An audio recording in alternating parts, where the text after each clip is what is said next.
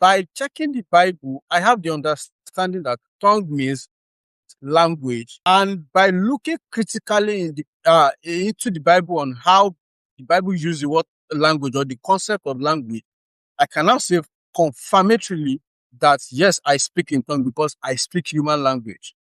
That is when my answer can be either correct or wrong. Otherwise, my answer is wrong. And that is what we need to clarify when next we are debating or having a conversation with someone. Start from the definition of the keyword, what is tongue. And so that leads us to the historical lens, the redemptive historical lens, right? And this also compounds the problem that we are having today in the church as touching these gifts. We have two distinct categories that we are collapsing, especially our brothers and sisters in the Pentecostals or charismatic circle, right? These two distinctions are molded together. They are just mixed together. But no, the Bible did not mix them.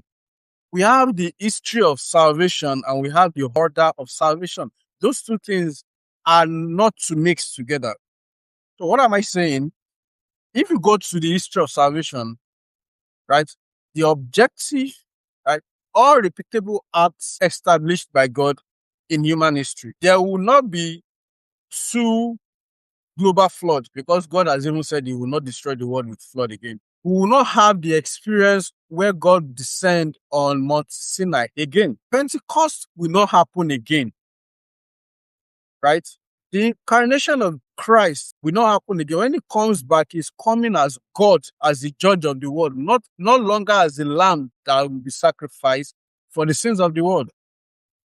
Christ is not coming again to die on the cross. These are history of salvation. These are what is peculiar and it is once for all. So that you now assume that you can now set up a gathering expecting the fire of Pentecost is not true. It is not going to happen again. Pentecost will not repeat itself. That is the history of salvation. So when you want to pray for the infilling of the Holy Spirit in your gathering, or you want the manifestation of the Spirit, I would like you to clarify what you mean. Are you expecting an event that is not going to repeat itself else?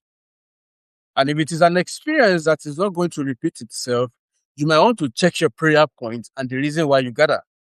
And then this leads me to the order of salvation. And this is the subjective application of the redemption that has been done to the individual believer, right? That I come to the cross